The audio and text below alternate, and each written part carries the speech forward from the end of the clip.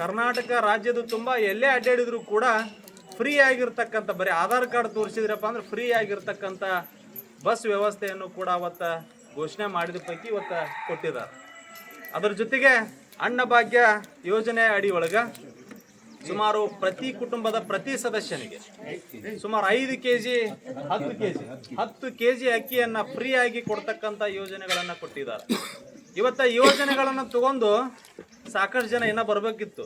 ಬರೀ 2,000 ರೂಪಾಯಿ ರೊಕ್ಕ ತೊಗೊಂಡವ್ರು ಆದ್ರೆ ಒಂದು 200-2,100 ಮಂದಿ ಇಕ್ಕಿರು ನಮ್ಮ ರಕ್ಷಿಸಿಯಾಗ 200 ಮಂದಿ.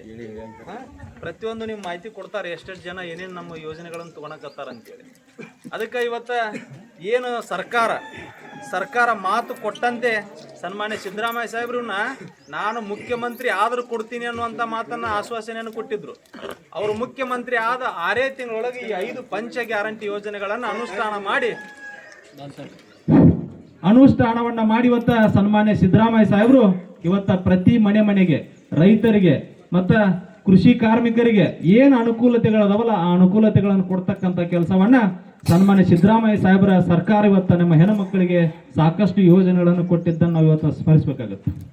ಅದರ ಜೊತೆಗೆ ನಮ್ಮ ಮುತ್ತಣ್ಣವರು ಏನು ನಮ್ಮ ಯುಗಾದಿ ಟೈಮ್ದೊಳಗೆ ಇಲ್ಲಿ ಬಂದಿದ್ರು, ಅವರ ಗೆಸ್ಟ್ ಇದ್ದಿಲ್ಲೇ ನಮ್ಮ ಸಭೆಗಳನ್ನು ಮಾಡ್ತೀವಿ ತಾಯಿ, ನಿಮಗೆ ಯಾರಿಗಾದ್ರೂ 2,000 ರೂಪಾಯಿ ಬಂದಿಲ್ಲ, ನಮ್ಮದು ಕರೆಂಟ್ ಬಿಲ್ ಬಂದಿಲ್ಲ, ಇಂಥವೇನಾರ ಸಮಸ್ಯೆ ಇದ್ರೆ ಹೇಳ್ರಿ ಅಂತೇಳಿ ಹೇಳಿ ಹೋಗಿದ್ರು. ಅದು ಇದೇ ವೇದಿಕೆ ಮೇಲೆನ ಯುಗಾದಿ ಟೈಮ್ದೊಳಗೆ 1 ವರ್ಷ ಆಗುತ್ತೆ, ಇನ್ನೊಂದು 2-3 ತಿಂಗಳಿಗೆ. ಅವತ್ತಿನ ದಿನ ನಾನು ನನ್ನ ಕಡೆ ಲಿಸ್ಟ್ ಕೊಟ್ಟಿದ್ದ ಪೈಕಿ 27 ಮಂದಿ ರಕ್ಕಿಸಿ ಗ್ರಾಮದೊಳಗೆ ನಮ್ಗೆ 2,000 ರೂಪಾಯಿ ಬಂದಿಲ್ಲ ಅಂತ ಕೊಟ್ಟಿದ್ದಾರೆ. ನನ್ನ ಕಡೆ ಲಿಸ್ಟ್ ಐತಿ, 27 ಮಂದಿ ಹೆಣ್ಮಕ್ಳು ಬಂದವ್ರು ಬಿಟ್ಟು ನಮ್ಮದು ಬಂದಿಲ್ಲ ಅಂತ ಕೊಟ್ಟವ್ರು ಬಿಟ್ಟು 27 ಮಂದಿ ಕೊಟ್ಟಿದ್ರು. ಆ 27 ಮಂದಿದೂ ಕೂಡ 2,000 ರೂಪಾಯಿ ಜಮಾ ಆಗೈತಿ ಅಂತಕ್ಕಂಥ ಹೊಳೆ ಮಾಹಿತಿಯನ್ನು ಅವ್ರಿಗೆ ನಾನು ಕೊಟ್ಟಿದ್ದೇನೆ. ಅವರು ಫಲವಾಗಿ ಅವರೆಲ್ಲ ಮಾಡಿಸಿಕೊಟ್ರು.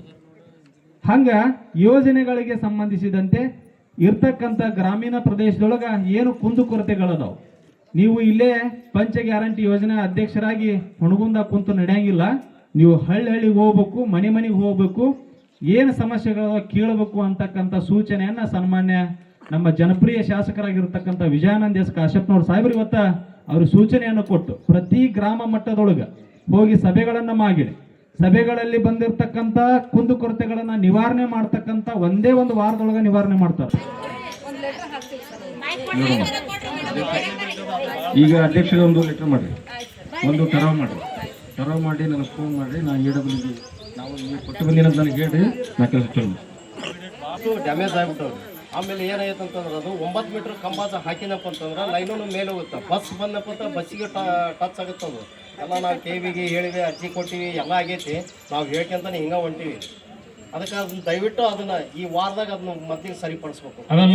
3 ಅಥವಾ 4 ಹನುಮಂತ ಗುಡಿ ದೇವ್ರ ಗುಡಿ ಹತ್ರ ಸ್ವಲ್ಪ ತಳ ಇದೆ ಸರ್. ಅದು ಯಾಕಂದ್ರೆ ಈಗ ರಸ್ತೆಗಳು ತಾವು ಕಾಂಕ್ರೀಟಿಂಗ್ ಮಾಡಿರೋದ್ರಿಂದ ಅದು ಮೇಲತ್ತಿದೆ, ಅದರಿಂದ ನಮ್ದು ಆ ಲೈನ್ ತಳಕಂದು ಇಮಿಡಿಯೇಟ್ ಆಗಿ ಅದನ್ನ ಮಾಡಿಸ್ತೀನಿ ಸರ್.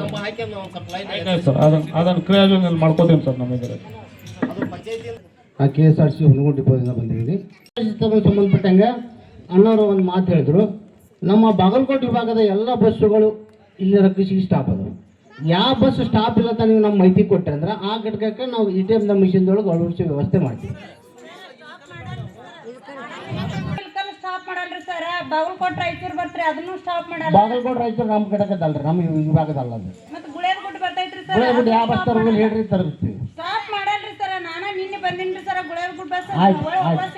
ನಮ್ಮ ಅಮೀನ್ ಕಡೆ ಕಂಟ್ರೋಲ್ ಪಾಯಿಂಟಿಗೆ ಅಡ್ಡಾಡ್ತೀರಿ, ಮಕ್ಕಳಿಗೆ ಎಷ್ಟು ತೊಂದರೆ ಆಗುತ್ತೆ ಸರ್. ಮುಂಜಾನೆ 2 ಬಸ್ ನಷ್ಟು ಹಂಗ ನಿಂತಿರ್ತಾರೆ ಇಲ್ಲಿ, ಮಕ್ಕಳು ಸಾಲಿಗೆ ಹೋಗ್ಬೇಕಾದ್ರೆ ನಾವೇನ್ ಬಿಟ್ಟು ಒಂದು 5 ಲೇಟ್ ಆಗುತ್ತೆ. ಅದು ನೋಡ್ರಿ ಸರ್, ಇಲ್ಲೇ ಸಂಗಮೇಶ್ವರ ಶಾಲೆ ಹತ್ರ ಬಸ್ ಸ್ಟಾಪ್ ಮಾಡಿ ಮಕ್ಕಳನ್ನ ಹತ್ತಿಸ್ಕೊಂಡ್ ಅನ್ರಿ. ಬಸ್ ಸ್ಟ್ಯಾಂಡ್ಗೆ ಹೋಗ್ಬೇಕ್ರಿ, ಅವ್ರು ಚಂತನ ಶಾಲೆಗೆ ಹೋಗಿರ್ತಾರ, ಒಳ್ಳೆ ಅವ್ರು ಹೊಟ್ಟೆ ಹೋಗಿರ್ತಾರೆ, ಒಳ್ಳೆ ಬಸ್ ಸ್ಟ್ಯಾಂಡಿಗೆ ನಡ್ಕೊಂತ ಹೋಗ್ಬೇಕು ಅವ್ರ ಮಕ್ಕಳು.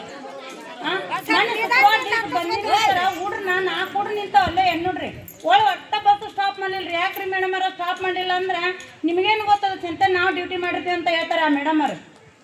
ಈಗ ಒಂದು ವಿಷಯ ಅಂತ ಯಾವ ವಾಪಸ್ ಬಸ್ ಸ್ಟ್ಯಾಂಡಿಗೆ ನಡ್ಕೊಂತ ಹೋಗ್ಬೇಕಾದ್ರೆ ಮಕ್ಳು ಎಷ್ಟು ಬ್ಯಾಗ್ ಒಂದು ಅಜ್ಜಿ ಇರ್ತ್ರಿ. ನಮಗೇನು ಬಿಡ್ರಿ, ನಾವು ಹೆಣ್ಮಕ್ಳು ಚಂತನ ಅಡ್ಡಾಡ್ತಾರೆ ಅನ್ನೋದು ಒಂದು ಕಾಮನೆ ಐತಿ. ಮಕ್ಳು ಏನು ಮಾಡಿರ್ತಾರೆ, ನಮ್ಮ ಇಲ್ಕಲ್ ಡಿಪೋ ಬಸ್ಸು ಹಾಗೂ ನಮ್ಮ ಹುಣಗುಂದ ಡಿಪೋ ಬಸ್ಸುಗಳನ್ನು ಮೊನ್ನೆ ನಮ್ಮ ಡಿಪೋ ಮ್ಯಾನೇಜರ್ ಸಾಹೇಬರು ಈಗ ಆದೇಶ ಮಾಡ್ತೀನಿ, ಯಾವ ಬಸ್ಸು ಬರ್ತಾವ ಆ ಕಡೆಯಿಂದ ಇಲ್ಕಲ್ಲಿಂದ ಬಾಗಲಕೋಟೆ ಹೋಗ್ಬೋದು ಅಥವಾ ಬಾಗಲಕೋಟೆಯಿಂದ ಇಲ್ಕಲ್ಲಿ ಬರ್ಬೋದು. ಎರಡೂ ಡಿಪೋಗಳ ಬಸ್ಸನ್ನು ನಿಮ್ಮ ರಕ್ಕಸಿಗೆ ಏನಷ್ಟು ಬಸ್ ಸ್ಟ್ಯಾಂಡಲ್ಲಿ ನಿಲ್ಲುವಂಥ ವ್ಯವಸ್ಥೆನ ನಾನು ಮಾಡ್ತೀನಿ ಅಂತ ಹೇಳಿ ತಿಳಿಸುತ್ತಾ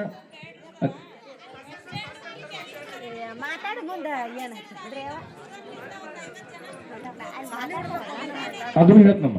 ಸಂಗಮೇಶ್ವರ ಸ್ಕೂಲ್ ಅಂದ್ರೆ ಈಗ ಏನು ಸಮಸ್ಯೆ ಆಗುತ್ತೆ ಅಂತ ಹೇಳ್ತೀನಿ ನಾನು. ಅವ್ರು ಹೇಳಿಲ್ಲ, ಅವರು ಇಲ್ಲಿಂದ ಬಸ್ ಸ್ಟ್ಯಾಂಡ್ ಕಂತೀರಿ ನೀವು ಕೇಳಲೆ, ಆ ಕಡೆ ಬಸ್ ಸ್ಟ್ಯಾಂಡ್ಲಿಂದ ಬರ್ಬೋದು ನಾವು. ಈಗ ನೀವೇನು ಕೇಳ್ಕತ್ತೀರಿ, ಬಸ್ ಸ್ಟ್ಯಾಂಡ್ ಹಿಂಗೆ ಇಲ್ಕಲ್ಲಿಂದ ಹೋಗೋದಾತು, ಹುಣಗುಂದಿಂದ ಹೋಗೋದಾತು, ಆ ಸಂಗಮೇಶ್ವರ ಗುಡಿ ಅಲ್ಲಿ ಸ್ಟಾಪ್ ಮಾಡಿ ಆ ಬಸ್ ಸ್ಟ್ಯಾಂಡ್ಗೆ ಹೋಗ್ಬೇಕು. ಆ ವ್ಯವಸ್ಥೆನೂ ಕೂಡ ನಮ್ಮ ಡಿಪ್ ಮ್ಯಾನೇಜರ್ಗೆ ತಿಳಿಸುತ್ತಾ ಈ KEB ಒಂದು ಸಮಸ್ಯೆ ಹೇಳಿದ್ದೀನಿ ನೀವು.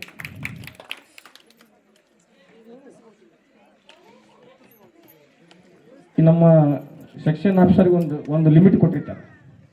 ಆ ಲಿಮಿಟ್ನೊಳಗೆ ಅಷ್ಟೇ ಅವ್ರು ಕೆಲಸ ಮಾಡ್ಬೇಕಾಗತ್ತೆ. ಆ ಲಿಮಿಟ್ ದಾಟಿ ಹೇಳಿರಿ ನೀವು. ಈ ಕೂಡಲಿನವ್ರಿಗೆ ಏನು ಎಸ್ಟಿಮೇಟ್ ಮಾಡ್ತೀರಿ, ಕಂಬದ್ದು ಎಷ್ಟು ಕಂಬ ಏನದು ಎಸ್ಟಿಮೇಟ್ ಮಾಡಿದ್ರೆ ನಾ ಜಿಲ್ಲಾ ಗ್ಯಾರಂಟಿ ಸಮಿತಿಯೊಳಗೆ ಅಲ್ಲಿ ಕೂಡ ನಾನು ಸದಸ್ಯರಿದ್ದೇನೆ ನಮ್ಮ. ಅದನ್ನು ಕೂಡ ನಿಮ್ಮ ಊರಿನ ಕಂಬಗಳದ್ದು ಕಂಬ ಹೇಳಿದ್ರಿ, ಆಮೇಲೆ ಎಲ್ಲೆಲ್ಲೋ ವಯರ್ಗಳನ್ನು ಹೇಳಿದ್ರಿ, ಅದನ್ನು ಪೂರ್ತವಾಗಿ ಮಾಡಿಸ್ಕೊಡ್ತೀನಿ ಅಂತ ಹೇಳ್ತಾ